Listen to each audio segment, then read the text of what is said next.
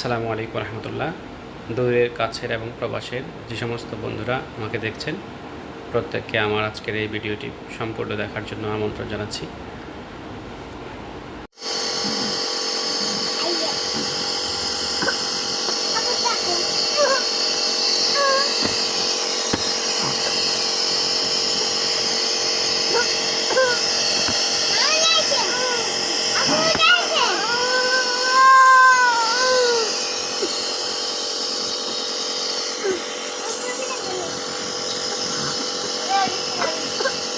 Assalamualaikum भैया माइजी hospital वाला कुछ माइजी आमू भी ले माइजी लो ऐसी बच्चे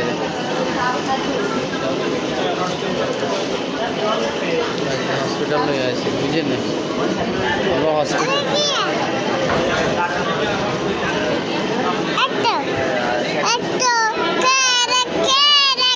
Assalamualaikum भाई की अवस्था वाला भाई फोन दिखला फोन तो दिलन ना भाई ऑक्सीजन देंगे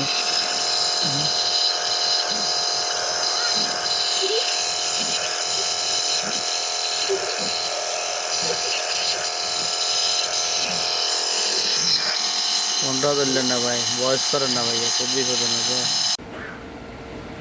ভিডিওটিতে যে বাইকটিকে দেখেছেন তার নাম হচ্ছে সুজন।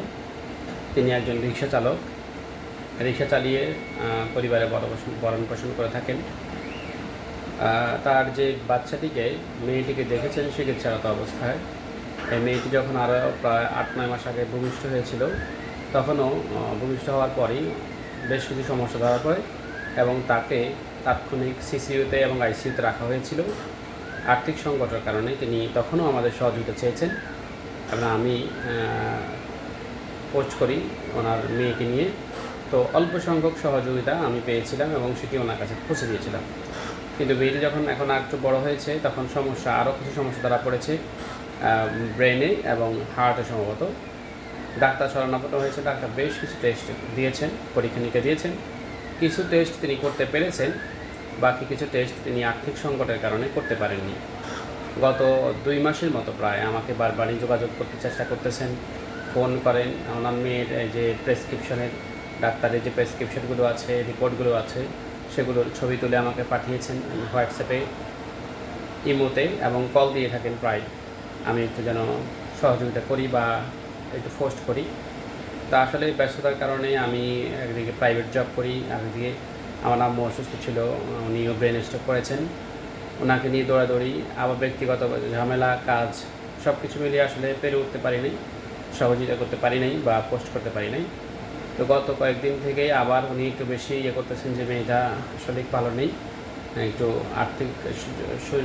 আর্থিক সুবিধা পেলে বা সহযোগিতা পেলে মেয়েটিকে ভালোভাবে ট্রিটমেন্ট করতে পারতেন, বারবার রিকোয়েস্ট করতেছেন।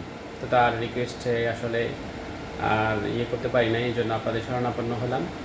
যারা দেখবেন মেয়েটিকে একটু সুনজরে দেখে তার প্রতি একটু সহায় হয়ে, সহানুভূতিশীল হয়ে আপনার জাকাতের অংশ থেকে অথবা মানব কল্যাণে, সমাজ কল্যাণে, সমাজকর্মে, মানব সেবায় নিজেকে একটু নিয়োজিত রেখে একটু যদি সহযোগিতা করেন, তাহলে মেয়েটি প্রপার ট্রিটমেন্ট পাবে, সুস্থ হবে।